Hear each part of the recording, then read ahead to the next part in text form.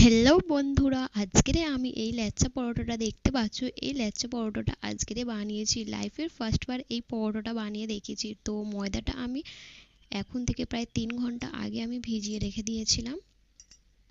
3 ঘন্টা বাদে এবারে ডোটা তৈরি করে নিয়ে হালকা ময়দা দিয়ে এটাকে বেলে নিচ্ছি বেলনের সাহায্যে। বেলে নিয়ে এর উপরে হালকা হালকা তেল দিয়ে নেবো। হালকা হালকা তেল দিয়ে এনে এটাকে ছুরির সাহায্যে কেটে নেব। কেটে নিয়ে হালকা হাতে তেল নিয়ে আবারও এটাকে রোল করে নেব। নিয়ে এটাকে হালকা হালকা বাড়িয়ে নেব। বাড়িয়ে নেওয়ার পরে এইটাকে পাকিয়ে নিলাম। পাকিয়ে নিয়ে এবার এটাকেও বেশ কিছুক্ষণ 1 ঘন্টার মতন রাখবো। বাদ বাকি যেগুলো রয়েছে সেগুলোও তৈরি করে নিয়েছি। এবারে হালকা হাতে তেল নিয়ে চেপে চেপে দেখো পরোটাকে বাড়িয়ে নিচ্ছি। নিয়ে এই গরম তেলের সাথে দিয়ে দিলাম। হ্যাঁ, তোমরা চাইলে কিন্তু তার সাথেও করতে পারো হালকা তেল দিয়ে। আর আমি কিন্তু ছাঁকা তেলে করছি, যে যেরকম পারে সে সেরকমই করে।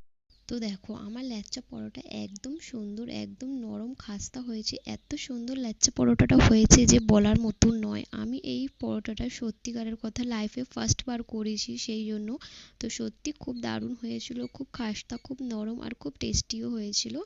তো যদি আমার রেসিপিটা ভালো লাগে প্লিজ চ্যানেলটাকে সাবস্ক্রাইব করে পাশে থেকো কিন্তু। তো আজকের ঈদের দিন